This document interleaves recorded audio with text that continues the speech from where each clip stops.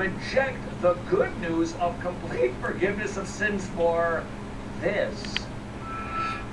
Some people go to the Super Bowl. I am the Super Bowl, man. Okay, why would you want to be a Super Bowl when you could be a forgiven sinner? Why? Because it requires that you get off of your high Jim Carrey horse and humble yourself and throw yourself at the mercy of the judge. And that is why the gospel is so offensive to people, because it is the only religion that says you can't do it, Jesus did it for you, and you must humble yourself, receive that forgiveness through repentance and faith. And smart people, famous people, pride-filled people, sin-loving people, they don't want it. They want to be the Super Bowl. Another fellow who got witnessed to recently, this is very cool, a friend of mine, Pastor Doug, he ran into Dave Chappelle. Apparently, this fellow has a house in Ohio. We'd show you some of the comedy musings of Dave Chappelle.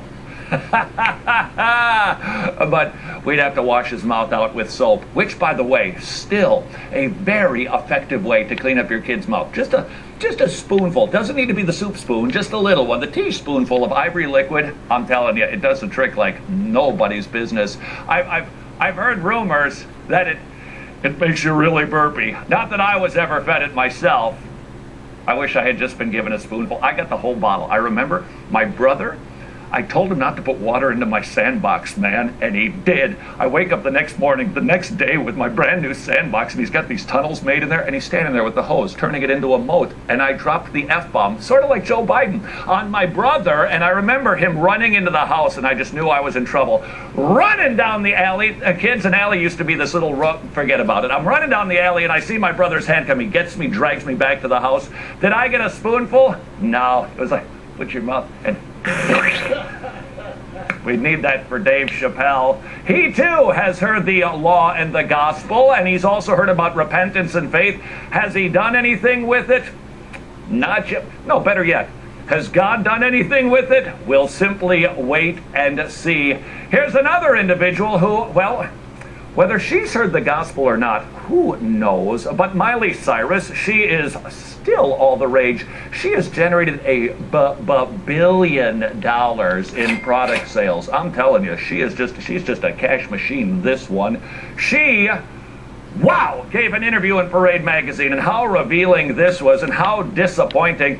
We would show you some footage of Miley Cyrus singing about her party in the USA. That too, and it's just not appropriate. Okay, nobody knew what I used this saying earlier. Nobody here on the set knew what this is. She went on to American Idol, and she had, they're not even shorts. The girls' shorts, they shouldn't even be worn at home. Dad, if your daughter's wearing shorts like that, you are not doing your job. My grandmother used to say, it was at her house, by the way, that I got the ivory liquid. It was her ivory liquid. Bless her heart, that would go down my gullet. Grandma used to say this was a discreet way to talk about a girl like a Miley Cyrus, you should put some honey on your shoes. Why? To coax your skirt down. Dad, if you're letting your daughter dress like this, you are not doing your daddy duty. Miley Cyrus giving a little testimony in Parade magazine. How sad and tragic is this?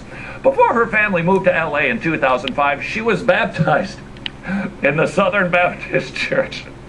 Every Southern Baptist who's watching, probably about 2. No. How is it that somebody can get baptized and then do, basically a stripper dance on a teen show? Really?